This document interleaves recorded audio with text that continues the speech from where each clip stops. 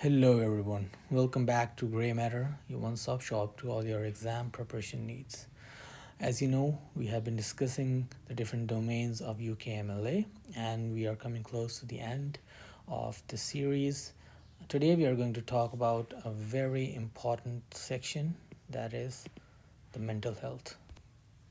So, in the mental health section, this usually comes as a normal station in which you have to take the history of the patient, and it can come in the form of a counseling station in which you have to counsel the patient how to deal with such diseases.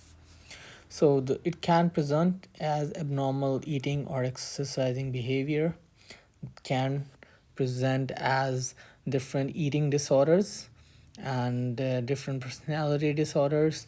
In eating disorder, it can be anorexia nervosa or it can be the bulimia nervosa. Addiction, a child can come or a teenager can come or an adult can come and he's addicted to some drugs and you have to counsel the patient. That is a whole different approach and structure that deals with addiction. Anxieties, phobias, and OCD, these are all counseling sessions. Auditory hallucinations, we have discussed in the previous video. Behavior personality change, this is how you have to assess what kind of behavior the patient is suffering from, whether there's some organic cause behind the change in the personality. Behavioral difficulty in childhood, whether it is autism or child abuse, a very important topic. As I told you many times, NAI is a very favorite topic of GMC, so you have to prepare it well. Chronic abdominal pain, it can be associated with any constipation, so you have to take the absolute history.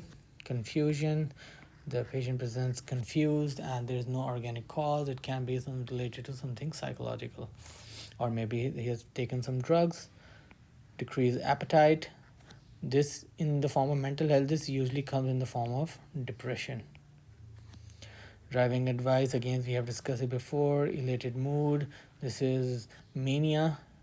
And elder abuse, we have discussed it. End of life care, symptoms of terminal illness. So this deals with an ethical part in which a patient is suffering from terminal illness and how you're going to counsel the attendants and how you're going to provide care for the patient. And fatigue, it can be chronic fatigue syndrome or it can be any organic cause. Fixed abnormal beliefs, so this is a counseling station in which patient have some abnormal beliefs and how you're going to counsel the patient.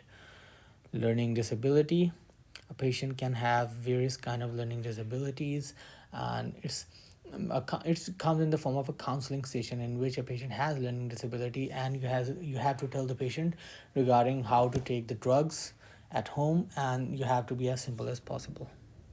Loss of libido, it can be due to an side effect of SSRIs. Low mood, depression, memory loss, it can be due to any drugs. Mental capacity concerns, we have discussed it. Mental health problems in pregnancy or postpartum, again this is a counseling station. And overdose, and this is a patient will come with overdose of drugs and you have to calculate the suicide risk after dealing with the patient, after stabilizing the patient, and then you have to assess the risk of suicide. Palpitations, it can be psychological, it can be organic, you have to rule that out. Pressure of speech, these are basically the self-harm, sleep problem, all of these are associated with depression. And the psychological diseases such as schizophrenia, psychosis, so you have to rule all of that out. Somatization disorder, a patient will be having some physical symptoms that cannot be explained due to any organic cause. Struggle to cope at home, we have talked about it. Substance abuse, we have talked about it. Suicidal thought, again.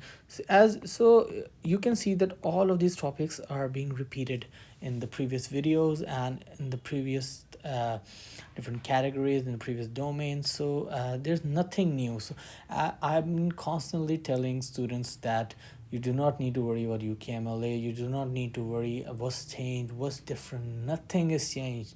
Just think of it as they have changed the name. That's it. So you do not have to worry. And so if you talk briefly about the conditions, it can be acute stress reaction. A patient is having some stress, and their body reacts that way. Alcoholic hepatitis, anxiety disorder. It can be due to PTSD. It can be generalized, or it can be OCD. So anxiety, this is a whole category of psychiatry in which you have to learn the different structures. What questions to ask?